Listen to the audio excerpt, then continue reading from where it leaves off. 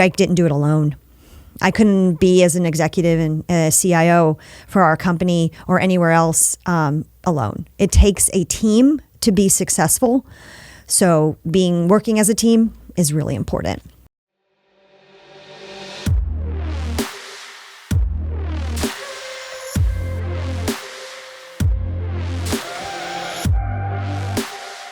How is it going, ladies and gentlemen? This is Sean Barnes. I want to welcome you back to The Way of the Wolf. Our guest today is a wonderful woman named Paula Stuart. She is the CIO of Crescent Energy. I have been part of the Evanta CIO community, been on stages, panels, had great conversations with her. Super excited to have her as a guest on the show today. Paula, welcome to The Way of the Wolf. Well, thank you so much, Sean. I'm really pleased to be here, and it's a pleasure to speak with you today. All right, so I am really excited about this. As a woman in technology, so my entire career, I've been leading IT teams, focused on the technology in business. Can you tell me a little bit about your history in IT? Did you come up through the infrastructure, the application, or from the business? What did that look like? So I actually graduated with more of a finance and accounting degree many years ago, and got into that and decided it was not for me, and started to work more towards implementing accounting software and ERPs and working with the IT team. And so I slowly moved into IT in that way. So I've always been somewhat of a hands-on IT person. I've had to learn networking. I've had to learn servers and comms and all of those things kind of as doing them. And so that kind of just gradually led me to being a CIO and being in a leadership role, which has been great because I've been able to work with the teams and architect and design based upon my knowledge and understanding of how things work. You know, what's interesting about that is I've seen people jump functional domains over the years, and there's almost a little bit of a trend where people will go between accounting and IT or IT and accounting more so than IT and HR. That's a huge spread. I'm a little bit of an anomaly there. There's a few people that have done it. What do you think is the cause of that? I think you don't really know what you want to do when you go to college. I think that you get in there, you learn things, and you take tests and you read books, and then when you actually have to put them in practice, you're kind of like, maybe not be for me. I think there's a little of that. And then, IT and technology and accounting have some similarities. I've seen more people leave accounting and go to IT than the opposite in my experience. But I think you're just not ready to really make that decision sometimes early on. So when you were in the accounting function, obviously you're working with ERPs and financial applications and things like that. Was there some sort of an implementation that you went through and then you recognized, I kind of enjoy the technology side of it more? Is that what triggered it? Yeah, so I got a job when I was earlier on as an implementation specialist. So I was in accounting and finance, and I was trying to roll myself into IT. And so I remember I would be implementing, which it's now called Spectrum, but it was called Forefront at the time. And I implemented Forefront to about 100 locations. And I really liked the technology piece of it, not so much the accounting piece of it. And so I just slowly started getting into more of the technical infrastructure pieces of IT versus the application. Was that a challenging jump for you? And did it happen overnight, or was it just like, okay, and you gradually worked your way into it? It seemed like it was overnight. I felt like it clicked better than accounting ever did for me. I feel like I got into IT and everything made sense. And in accounting, it was more, it didn't flow as well. My brain didn't seem to want to gravitate towards that thought way of thinking. And so it was pretty fast tracked. Once I get into IT, I grew pretty fast up pretty quick in taking certain roles but I had really great mentors at the time too. Do you think that the repetition in accounting became boring and monotonous? 100%. Yeah. I think one thing about IT is that it's always changing. It's extremely fluid. You present something one day, it can change tomorrow. And that's what I like about IT, that you're always continuously learning and growing and building. It's never done. It's a journey. Mm-hmm. Yeah. As you're well aware, I've been fortunate to lead a number of different areas in the business. I had zero interest in accounting. Nothing about it. It's just close the books. Oh, a queue. Close the books. Oh, okay. Oh, close. Oh my gosh, I think that would drive me crazy. Some people love it. Yep. I don't. And it would seem that you kind of recognize maybe not either. Yeah, it was just, reconciling numbers all day was just not something that I found fun for me. Yeah, I wanted something a little bit more, almost felt more tactile for me. So you jumped into the application side of things. Yes. And then talk me through what the growth trajectory looked like for you beyond that. So then I became an engineer, working more with networking, and became more into more management roles. I was able to manage teams, and then that slowly became into when I became into the management role, I was able to work with the teams and learn more about architectures and how infrastructure works and how things connect and how implementations work. And I've always been very hands-on. And so with that hands-on experience, I've been able to kind of grow my knowledge with the teams that I had into a more of a management and executive role. I appreciate how you've had this journey. You have knowledge of the accounting and finance piece of it, and then jumped into the ERP financial application side of things, and then went into the infrastructure side of things. And I don't always see people that jump into all of these different areas. But when you do, you have a more holistic understanding of all of the interconnects between them and the dependencies, and how if this breaks, then this will go down. How long did that process take for you to start piecing the puzzle together in your head? So I was very lucky. I had very good mentors. All were male. I've never had a female mentor, unfortunately, in my career, but all a bit older than I am, who saw something, saw that I got it, saw that I understood the facets and could connect the dots. So when I would start to do the implementations, and I'd work with the networking team, or I'd work with the infrastructure team on making sure that the servers were built correctly, the connections were built correctly, I always wanted to learn more. Like, can I watch you? Can I be a part of it? And my boss at the time would always be like, yeah, go for it. And he would give me more things to do that were outside of my wheelhouse necessarily as my role in that organization to grow me. So I've always been very grateful to that. So once I was able to get there through that mentor and boss, it was just quick to learn the rest of infrastructure. Now, you touched on something that I do want to get into here in a little bit, which is how technology is a bit of a male-dominated world. But before I get to that, I would like to know, have you always had this mindset of wanting to learn more? Yes, always. So and that's I still just been do. part of who you are. Yeah, I always feel like I want to understand and learn more and grow. I'm not one to sit still. And so that's also with what I learn in my life. So it's overall everything in my life. So I've always wanted to learn more, and technology is the same for me. How has that served you as a leader? I think it's served me well because I'm always open to new ideas. So my team can come to me and say, hey, I've seen this, or we're doing this, or what have you thought of this? And I'm like, yeah, that's great. I don't want to be stuck somewhere in technology, because when you're stuck in technology is where you start finding your issues and your problems. So it's always kind of talking as a team and learning new things. And my team does an amazing job of helping me to stay up to speed too. So has that been who you are for the entirety of your life, or were these mentors that you were talking about, did they kind of help you understand the power of constantly learning? I think I've always been there naturally, but they help me to focus on how to do that and focus the importance on being that way as a leader. I think I've always wanted to learn more. I've always been intrigued about things, but the mentors help me to focus on what is important when moving forward in knowledge. I think that's something that's maybe, I don't know if I should say undervalued or underappreciated in business, is when you see or have an employee, or maybe you interviewing somebody to come into your team, whenever you identify that thirst for knowledge and that hunger to want to learn more, even if you don't have the requisite skills to be successful today, I would lean into that and hire somebody with that hunger far and above somebody who has all the skills. What are your thoughts on that? I completely agree. And I think that, sometimes you find that companies will push you down or push your thoughts down or push what you want down because maybe they don't understand. They technically don't understand. They're not quite clear about how the business is going to go. So I think when you get some of these employees in and on your team that want the hunger to learn more and do more, I think it's kind of enlightening for everyone. But the business has to be on board too. The executives teams have to be on board too. We can bring all these great ideas, and as an executive, I get all these great ideas, and sometimes I can't implement all of them, even though they're great ideas. Or there has to be governance around them.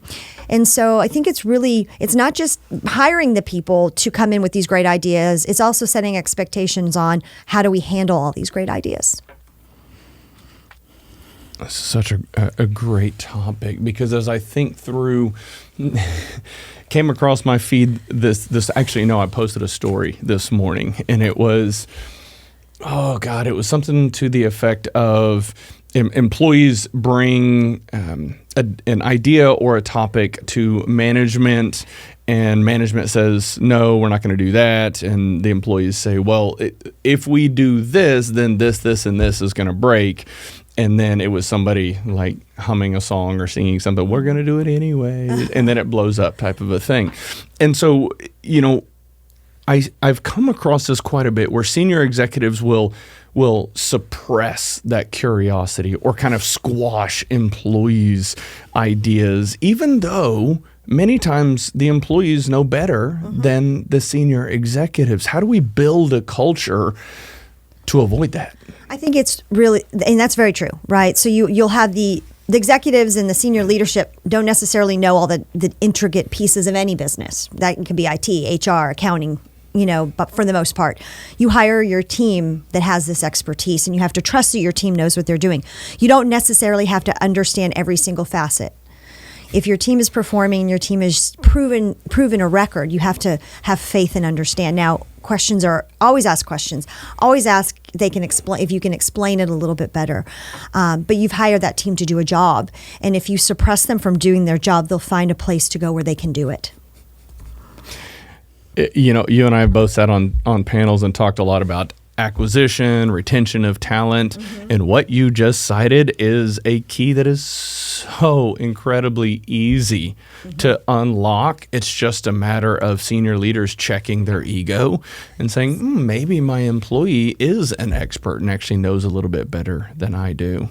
Very, very true. It is sometimes an ego that comes and wants to be part of the party. Yeah, and it's challenging to overcome. Have you ever had an employee on your team that had a massive ego that you had to contend with? Yeah, I've had several. Not on I've had several employees throughout my career that have come in with egos. I think you have to approach it lightly, because there are people that will adjust, and there are some people that won't adjust, that don't see it, and that my team we fail as a team and we succeed as a team. And so anybody that I bring into the organizations that I work in, we are an ego-free organization. I know more than you don't know more than me. We know a lot together. And so I usually just have a really, really candid conversation with them. I'm pretty much a very direct person with examples. And I say, this is not how this team works. And it's rubbing some people wrong. But egos are everywhere. We all have egos. Egos protect us, right? Ego is a protection for us as humans. And so it's just knowing when to apply it. Yeah. Whenever decisions occur, which is, inevitable in business and in life in general, and you have two or more people coming together trying to figure out, how do we decide this thing? How do we move forward through it? And person A has idea A, person B has idea B. And you end up inevitably with this butting of heads and friction, and sometimes egos playing into it.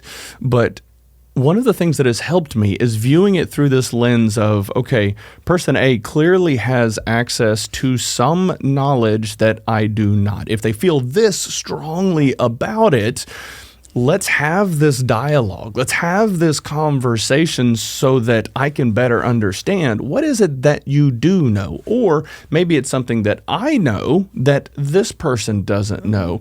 And we get wrapped up in our ego and start butting heads instead of just loosening up and then allowing that flow of information to occur. And that's key. Most definitely. I think communication is key in anything that we do. If you're standing in front of the room and nobody gets it, it's because you need to communicate it differently. And even though you may know it and it may be perfectly clear to you, they don't. right? And so let's try to communicate it differently, but you have to keep the lines of communication open within the team. The team has to know what everybody is doing too, so that they don't have so much of this friction, not working in silos, making sure everybody is aware of changes that are coming or things that are being done is really important. And I found sometimes when I join new teams that there's friction because person A is not talking to person B, and they're working in their little silo, but they expect person B to just do whatever they want, but neither one of them really understand all the facets of what's going on, and that those are really important to the big picture. IT touches everything. And so I think that that's also what's important is when you're working with technologies, they touch almost everything in the organization, in the business. All right. Oh, man, there's so much stuff that I want to unpack there that you just covered. Okay. Let's see. Okay, where do I want to go first with this? Communication. Mm-hmm. This is an area that I do believe a lot of executives struggle with, in that they will come out and say, here's our mission, here's our goal, this is what we're going to do, go execute. And then various employees in the business struggle. They don't do it quite as the executive envisioned, because the executive operates way up here, 30,000 feet, and they cast this vision and then expect everyone beneath them to just fall in line and go make it happen. Well, everyone beneath them might have received the message in a slightly different way. And so it's important for us as leaders to make sure that if I'm having a conversation with you, if I'm having a conversation with Sally and Jason and Jacob and everybody else, that while sometimes it might feel repetitive to say the same thing over and over, each individual person is going to receive the message slightly differently. And we have to take the time. Paula, do you understand what I'm saying? Mm-hmm. Talk me through it. Jason, do you understand what I'm saying? Talk me through it. That takes time. Mm-hmm. That's a challenge. Oh, it most definitely is. I mean, I have it as an executive with executives sometimes that are just not IT executives, and trying to say, okay, I know they're not understanding, and let me try to explain it a different way. I think within teams, it's really about making sure your team is very cohesive and that they're all talking to each other, and then they know that they're not working separately. If you have a question, call Bob, call Frank, call Sarah, call Jane. Talk to each other. Let's all talk to each other. And if you're not getting what you need on Teams or in an email or a text, pick up the phone. They still work. They're still available. We haven't completely gotten rid of them. And so let's have conversations, and even executives to executives. If you don't just assume. My biggest issue sometimes is that there's assumptions made sometimes that are completely off track, and it's because of something has happened in the past in a prior situation, or they're not getting all of the information. They're getting a little bit of information and not really trying to get it all. So it's about communication and making sure that you talk to everybody and get everybody's kind of viewpoint and feedback. Okay, so one of the things that I've also noticed over the years is how the larger an organization gets, the more rigid the silos end up becoming. Mm-hmm. Now, you need silos to have that depth of knowledge and understanding so that people can be, I'm going to say, singularly focused on their craft and area of expertise. But what also ends up happening is we end up building these massive, just rigid walls, and we have to figure out, how do we create porous walls so that information can still flow across these silos at all different levels, so that we avoid a finance manager getting frustrated, going to the CAO, CAO goes to CIO, CIO comes back down to IT manager. It's okay for the finance and IT manager to have a conversation. Mm-hmm. We set some guardrails in place. You can do this, this, and this. Don't go over here, but you can do all of these things. I actually enjoy working with companies that have about 150 to 1,500-ish employees. Mm-hmm. And, we work with companies that's kind of our target customers these days, and we have outliers on both ends. But I think I appreciate that, because above 1,500, and this is not a hard rule, but above 1,500 to 2,000 employees, the organization gets so massive, people start to turn into numbers. Mm-hmm. And it is challenging to maintain those relationships and trust throughout the organization when the organization just gets larger and larger. But if senior executives have built and are intentional about maintaining a culture of communication and a culture of trust, it makes it easier for this pocket over here to feel comfortable talking to this pocket, even though they've maybe never worked together. But if they both have common mission, goals, and values and are able to pick up the phone, it makes it a lot easier. And it would seem that as companies grow, the senior executives don't always maintain the focus on culture and start to shift a little bit more towards the dollars. Have you experienced anything like that in the past? Yeah, and I think that's just natural. I think that's an organic way that the company works. I think what companies need to do is get, an executive there that's all they do is culture.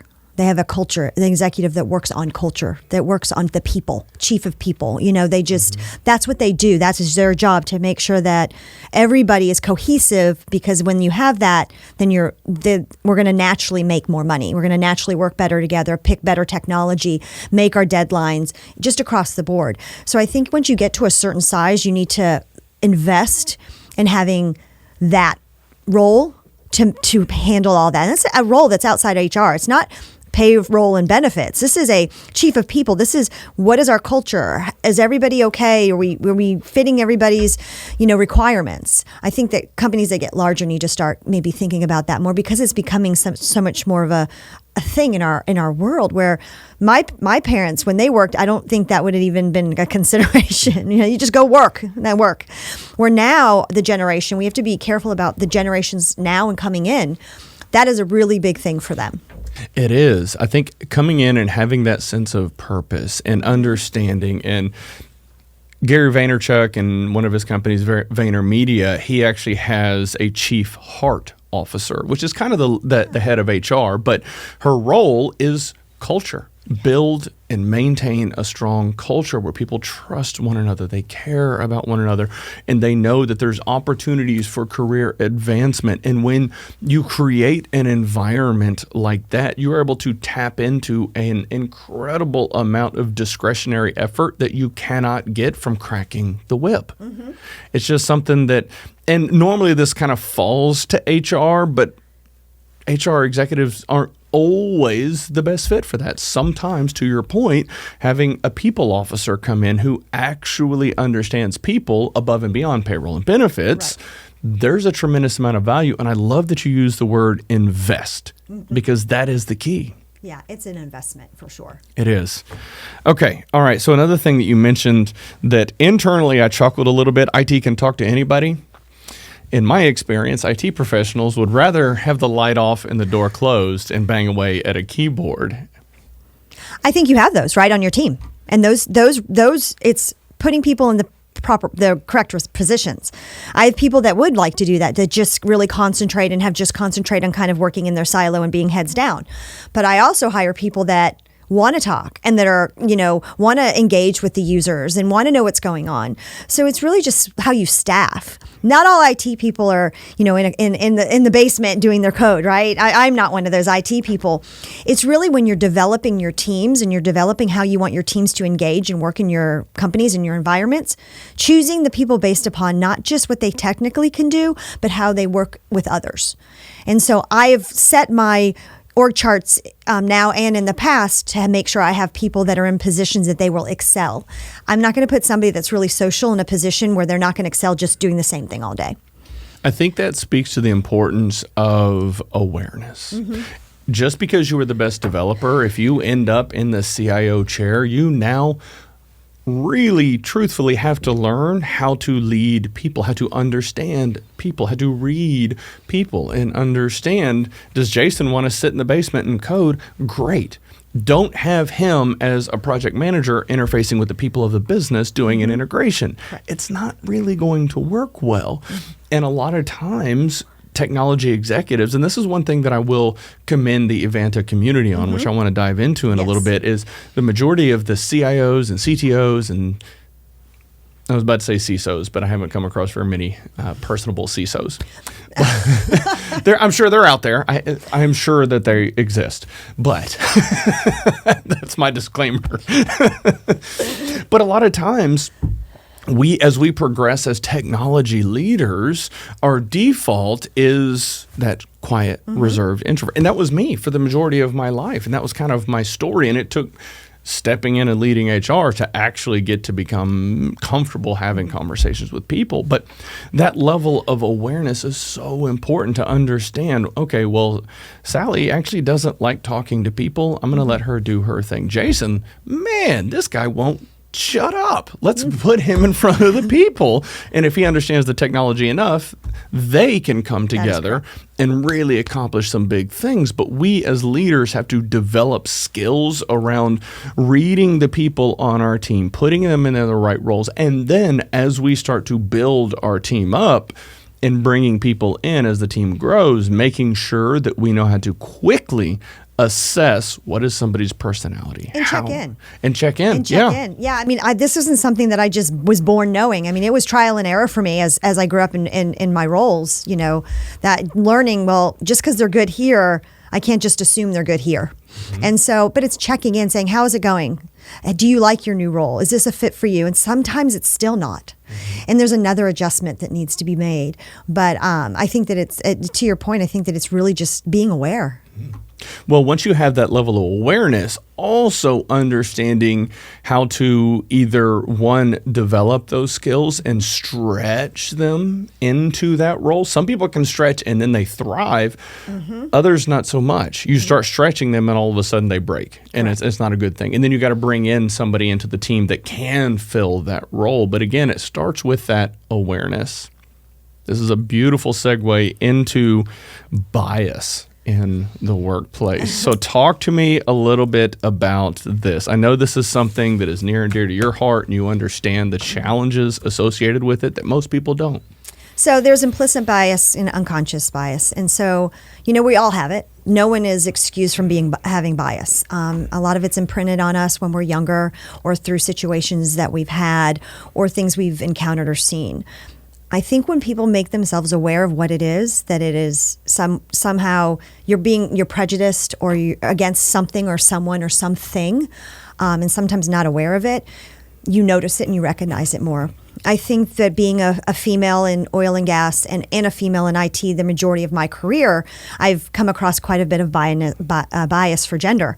But most of it's been unconscious. I do not believe that the discrimination that I've gotten, they really, really understood what they were doing because they weren't aware that it was. And so knowing that, I was easily to get through it and work through it and in a ways help them to notice it in a way that wasn't offensive. And I think that's what's important, is not thinking that someone's trying to be some way, but understanding where they're coming from and why they may be reacting that way first. When you can view it through that lens of empathy and understanding, and it's not that Jonathan is intentionally acting this way towards me because I am a female. You look at his background, and this is an oil and gas guy, right? Grew up roughneck, whatever their background is, that's how he was raised. He doesn't know any different or better, right? And then the fact that you can come to that conversation with that level of awareness and understand, no, it's not that he doesn't like, it's just that he doesn't know any different, not doesn't know any better. And so I think that is something that, might be a little bit of a miss, because some women that I've seen that start progressing and they just like immediately shut down and go to this horribly negative place. Well, I can't believe that. Well, hold on. What you have just described, that seems like a beautiful way to approach this problem. Let's educate them. Let's elevate their level of awareness on these things. And then once they have done that, if they continue, well, that's a different story. Right. And I think that it's not just men and women. It's women and women too sometimes. And it's women towards men. I think that bias is a full circle. I've seen it more with men with me because of the industry and role I'm in. But yes, I think as humans, we tend to get defensive if we feel like somebody is coming at us in a way that we don't feel like it's comfortable. And there are situations where women's our words are not enough, and men will go and check them or will not take them for face value the first time. There are not many female mentors in oil and gas IT. I can tell you that for sure. That is true. That is a fact. There are men that will choose to have hire somebody in their organization, but not really have them have a seat at the table and not have them have as much of a voice. Those are things that do happen. Now, are they conscious or unconscious? It's really a situational type of situation. Sometimes they are and sometimes they're not. But regardless, they need to be viewed and handled because I believe in 50-50. I've had mostly men in my whole career. I've had very few women. On my team, there's only 4 women on my whole team of a large team. Most are men because there aren't a lot of women in IT. But I think it's just recognizing that. Recognizing when you're in a room and you notice, recognizing it, maybe making a note or a mental note and saying, I wonder how that made that person feel. Men or women, I wonder how that made them feel. And could that have been considered, not comfortable for them? I think this is one of the challenges that comes up, and you just kind of talked about this a little bit, about how you've got 4 women on your team, and I know how important it is for you to empower and build and lift up women, obviously, yes, right? Of course. Okay, but there's not a lot of women that find themselves in technology-related fields because by and large, obviously there's the bell curve with everything, but by and large, women are primarily focused on people and men are primarily focused on things. That's why you see men go into STEM fields and women go into like healthcare and education and things like that and nursing and that's fantastic and that's beautiful. That doesn't mean a woman cannot be phenomenal in a STEM field. Or a man as a nurse. Exactly. Yeah. And that's one thing that I do grapple with in the whole DEI space is a lot of these frameworks are like, oh, you've got to have 50-50 or you're broken or doing it wrong. And that is an area that I think as that space matures, they will start to settle in and recognize this is a challenge. And to your point about men in nursing, I was at a DEI conference about probably a year and a half ago, and they raised their hand and said, a challenge is 95% of nurses are female. And we've been trying to get more men in, but they just don't have an interest in it. And fair enough, but they shouldn't be chastised because men don't find themselves going into that field. And I think if you really ask them why they don't have an interest, it would be because they might not feel comfortable being in that field. And I think when I mentor other women that are in technology or in male-dominated fields, I ask them why, or they were looking to getting into them or want to, but they have reservations. I say, why? They'll say, I'm not sure how welcome I'll be. And that is a challenge. And to me, I'm welcome, but there's always this, kind of a guy's field. You're welcome. Okay, the women are welcome in this field. We want women in this field. They add so much value, as much as I want men in nursing, right? We want everybody to kind of have an opportunity to do whatever feels right for them and whatever that they're good at. I don't want people to limit themselves because of something they think.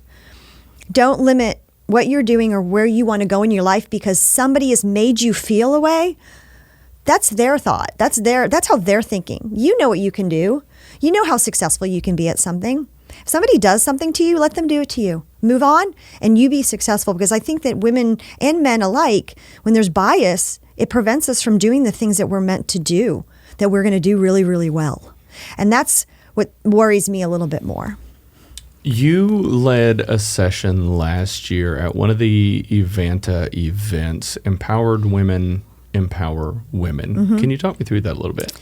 Yeah, so women can empower women. And I think my message very much at that event was, even though women can empower women, we need men to help empower women, and we need women to help empower men as well in our culture. I am very much on getting more women into executive roles where they have a voice, where they're not fitting that we need 50% here, 50% here, and they're fitting some kind of percentage that has to be checked boxed on something. Women, we want to have voices on these tables. And to be honest, I think that we have such different communication styles with men and women. When you have an executive team full of mostly men and 1 or 2 women, it's going to be hard to communicate, to get messages across, and to grow the way you really need to, because of the way that we communicate and the way we think and process information. So it only is a value to empower women to get in these seats and more in these seats, because businesses are going to grow. Some of the most successful businesses in the world have a lot of women on their executive boards and executive suites. And because of the collaboration that we have. And so the Advanta event was great. A lot of women spoke up, same kind of issues, feel like I don't have a voice or feel like, I don't know how to approach a group when there's only all men. Go in confident. You are no less capable than they are. And I think it's just feeling comfortable and confident and not listening to the whispers.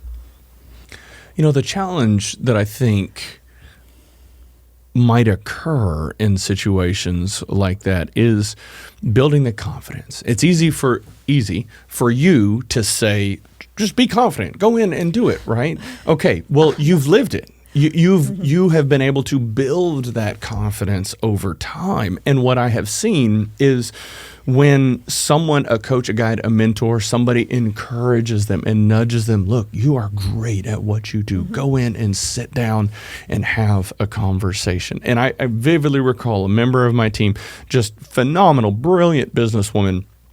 I sat her or pushed and pushed for her to go sit down with my former COO. And she was so nervous, so and I'm like, just go in and be yourself. And she did. And I kind of joke with her because this is a man of very few words. The longest meeting I think I've ever had with this man was probably like 23 minutes long, right? And she goes in, 2 hours go by, I hadn't heard a word. And I was like, are you alive? Yeah, I just finished up with him. It was amazing. I was like, oh my God. But all it took was that person to nudge. And then from that point forward, the confidence started to build and started to get momentum. And I think that's what we have to do as leaders, whether it's you as a female CIO, me as a male CIO, just encouraging the people, the men and the women, to step in and own what they're good. And if they misstep, they're going to misstep, but they'll learn. And hey, I still go into meetings where I'm not as confident. I'm a human being. I'm not, going to go into every single meeting thinking I am just got it all the time. By no means. There are meetings I go in, I'm like, I'm already ready for this meeting to be over and it hasn't started yet because I'm a little nervous about it. We all have that. And I still have that. I think it's taking that first step in doing it. And that first step. And then the steps get easier as they go. And in my career, they've gotten easier as they've gone. But you're always going to have that meeting or with somebody that you're not quite sure about that's going to still be a little stressed. It's never going to completely go away. It just gets easier because you start feeling better about your knowledge and what you know. Always go into meeting knowing what you have to communicate and being clear about it and understanding it. And that will help too. It's one of the things that I've come to realize. In hindsight's always 20/20, but in looking back, fear is a mile wide and an inch deep. And once you take that step, that wasn't too bad at all. Now, another interesting item of note that I have come to realize is if you take 15 to 20 minutes to prepare before a meeting, you will come in and appear light years ahead of everybody else because business, it operates at such a rapid and fast rate that a lot of times people just go meeting. If you take an extra 20 minutes, do the research, read the documentation that everybody asked you to read before you go in, you come in and look like a rock star. And the more times you do that, the more they're going to want to pull, oh my God, let's pull Paula into this conversation. She knows exactly and all you did was take 15, 20 minutes to actually rehearse, practice, educate yourself on what's going on. That's huge. Right. And even typing bullet points out that you review while you're going over all this documentation. So your brain not only reads it, but sees it. It imprints it a little bit better before you go into a meeting. Yeah. But I cautious because even though sometimes you're going to do all these things, you might not be invited to every single meeting.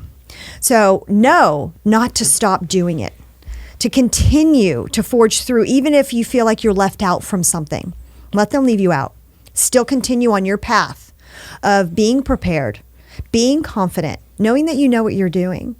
Because there's always going to be those people on the side that, like you said, have an ego and may not always let you in, but that isn't about you.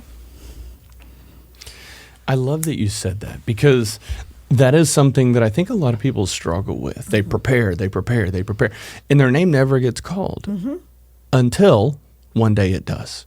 And then you come in and look like a rock star. You blow people's well, wait a second. Who is it? Why have we not pulled them in before? But sometimes, I mean, that could take months. It could take years. Letting the company suppress, the boss of the company, the culture, suppress who you are. I would say for a period of time, it helps you build and develop resilience and skills around being prepared. However, on a long enough time horizon, if it's just squashing and pressuring and pushing you down, you have to break free. Right. And it's so unfortunate because I have seen this happen. I myself have done it. I had a mentor and a boss years ago that it boggled my mind. I was so passionate, working crazy, just putting everything I had. And whenever he sat me down and said, sometimes you have to leave to grow. What? Are you kidding me? Yeah. Interestingly enough, years later, I shared the same feedback with somebody. She was an HR generalist on our team. She was actually on the podcast recently. And she ended up leaving. And she's now a director of HR. She's thriving. Right. It's absolutely, it's unfortunate, but sometimes the environment of the broader organization, my hands were tied. There's nothing that I could do. And it's not necessarily a personal thing, right? It's not. And I've been lucky that I haven't really had to deal with that too much in my my work life. I've seen it happen to others, and I've seen it. But it's not necessarily personal, but you have to know internally when it's time to stay and forge through and fight through it. And when it's time to say, you know what, maybe something different is what I need to do. And I think but that's personal to you. It is. It's tough. All right. So talk me through, what is the next big thing on the horizon for you? Gosh, we currently in our company, we're in a huge growth mode, which is an extremely exciting time for us. New technologies, new advancements, consolidation, and synergies. I said it. I like to learn new things, and I like to build new things. So a lot of building going on the next year. We are a very packed timeline in IT to get things done. So really, this year for us and for me is going to be making sure my team is okay, first and foremost, making sure that they are comfortable with what they're doing. They have the time. They still have work-life balance because we have a very, very tight timeline. And then secondly, making sure that bringing in stuff into our organization that's going to make the most sense long-term for our business, not rushing, being mindful and thoughtful of the steps that we take, making sure I can communicate them in a way that people understand, and if there's a delay or there's something that's going to take a little longer, that they understand why. And then just really continuing to grow as an individual in IT, continue to do podcasts and speaking engagements and being part of a larger picture outside of my actual job, mentoring, and giving advice if people want to listen, if they want to hear what I have to say. So whenever it comes to growth, that was one of the things that I do appreciate and enjoy about oil and gas, whether it's organic or acquisition. It's always fun to start being involved with that growth, especially if acquisition's involved. I've been a part of a lot of acquisitions over my career, and the thing that I appreciate most is you have such a beautiful opportunity to get access and exposure to learn about all of these individual little worlds, and then say, oh my goodness, man, TriPoint does that phenomenally. AOT is horrible at that. Let's see if we can kind of bring this stuff together. Now, AOT is great at this over here, and this is lacking. So you can see all of these little things from different worlds and then bring them up to create something great. And on a long enough timeline, once you've done that over and over, acquisition, integration, merger, on and on and on, you can then look back and think, my goodness, look at what we've accomplished. And that is incredibly fulfilling and exciting to be able to do those types of things. And I actually appreciate doing more podcasts, doing more coaching, more mentoring. You and I are probably going to have some conversations after this, after we stop recording on it. But that is a lot of fun. So talk me through, what is the biggest lesson that you have learned that you would like to share with the audience? To pause and try not to react on everything that upsets you and that happens to you at that moment. To just take a moment. If somebody sends you an email and it upsets you, don't respond right away. Take a moment. That things that are going to happen to you in your career, in your life that you don't agree with, They're going to happen. Let them happen. Let them go. Let them do their thing. Let them continue. You're always going to have to learn new things, and you're not always going to be right. So I think a big lesson of mine is being humble and not leading with an ego. And it took me a while. I'm sure that, there were times in my life that the ego came out earlier, and maybe some now. Don't live so much with an ego within work in your life, and know that everybody has something going on, it personally and work related, and to have a bit of empathy and understanding for those individuals. There's always enough, and there's always plenty enough for everyone. Let's just be kind to each other. When in work and outside of work, I am where I am because I didn't do it alone. I couldn't be as an executive and a CIO for our company or anywhere else alone. It takes a team to be successful. So working as a team is really important. Jeez. Well, I couldn't think of a better note to end the show on. Thank you so much for taking the time. All right, everybody, we will have all of the contact information for Paula down in the show notes below. Please reach out to her. Do some research on the Evanta community. I'll actually put some links to that phenomenal community, whether it's CIO, CHRO, just great community, phenomenal events, and y'all have a good one.